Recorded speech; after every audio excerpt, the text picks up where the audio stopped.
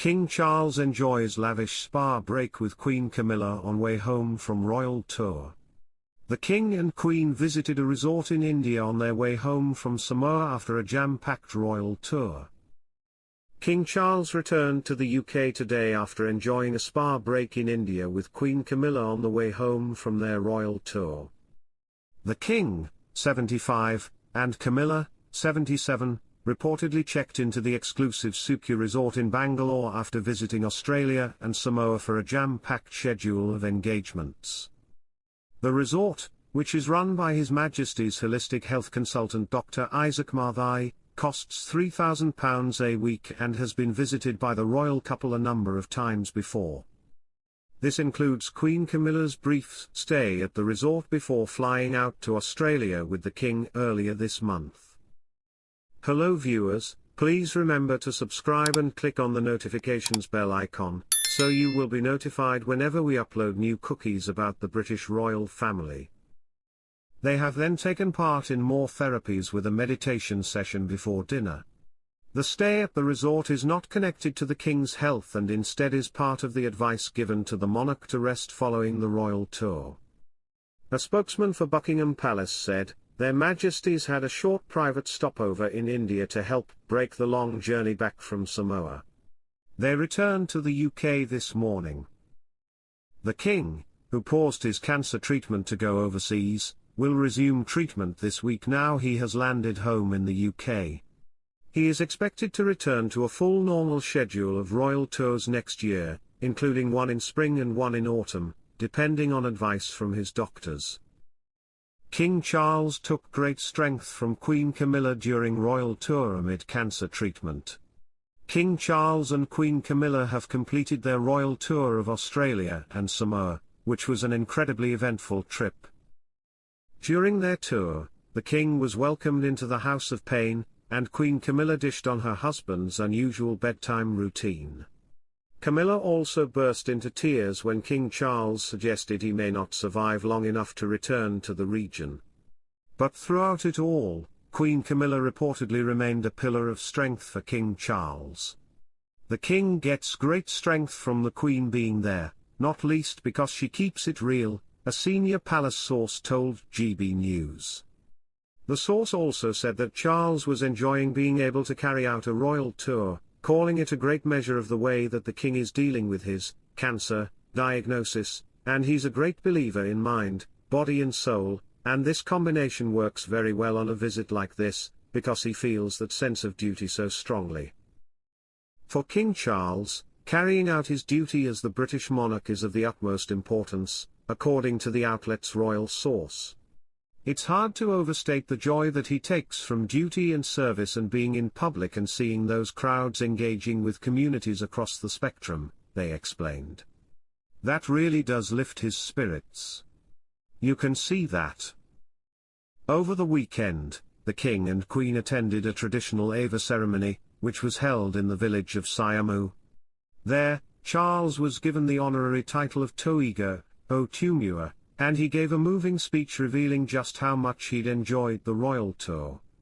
"I shall always remain devoted to this part of the world and hope that I survive long enough to come back again and see you," King Charles said, via the Daily Mail. "We shall take away with us, I promise you, very special memories of our time here. We thank you for our wonderful gifts." King Charles admits doctors' orders have halted lifelong wish amid cancer treatment. King Charles has told of his lifelong aspiration to visit all 56 countries in the Commonwealth, but joked how royal doctors were holding him back. Hosting a dinner of delegates from the Commonwealth Heads of Government meeting, CHOGM, in Samoa, Charles said his task had been made ever harder due to more countries joining the family of nations. In what was the only evening engagement of their 9-day visit to Australia and Samoa, the King and Queen Camilla embraced island life once more by dressing casually for the event at Robert Louis Stevenson's former home on the Pacific island.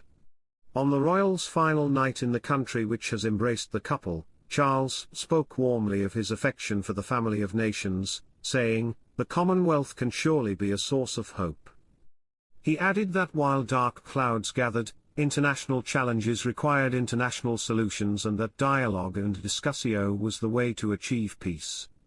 Amid growing calls for reparations for Britain's role in the slave trade, the king earlier in the day appeared to tackle the contentious issue by saying none of us can change the past. At the CHOGM opening ceremony, Charles urged world leaders to commit with all our hearts to learning its lessons, while he urged every nation to understand each other's history to guide us to make the right choices in the future.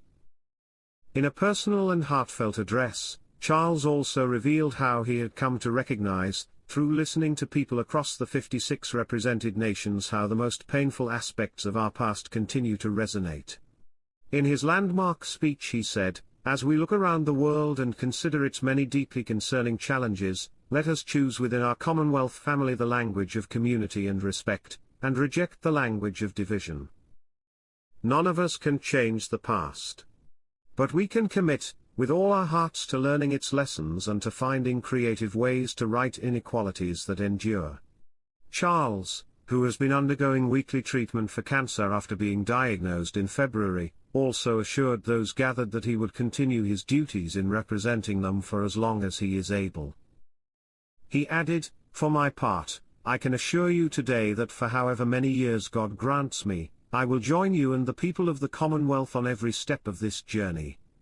Let us learn from the lessons of the past. Let us be proud of who we are today. And together, let us forge a future of harmony with nature, and between ourselves, that our children, and our grandchildren deserve."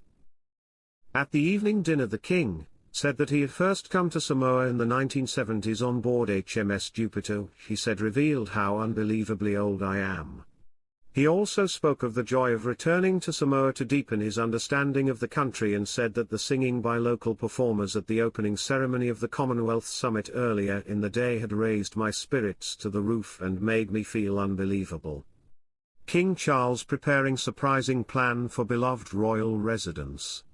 King Charles is preparing a surprising plan for his beloved royal residence. The royal family has filed plans with a local government council to open a nearly 300-person venue on the grounds of Balmoral Castle in Scotland. Balmoral is an estate that has been in the family for nearly 200 years, and has been opened to the public under the reign of King Charles. There are plans to turn the Queen's Building, built in the 1980s for staff quarters and located just north of the main castle, into a venue, which could potentially include weddings. These plans were filed with the Aberdeenshire Council, seeking permission to use the building for weddings, dinners, meetings and other events. Thanks for watching. Please don't forget to like this video and drop comments, and most importantly don't forget to subscribe and hit the notification bell so you don't miss anything.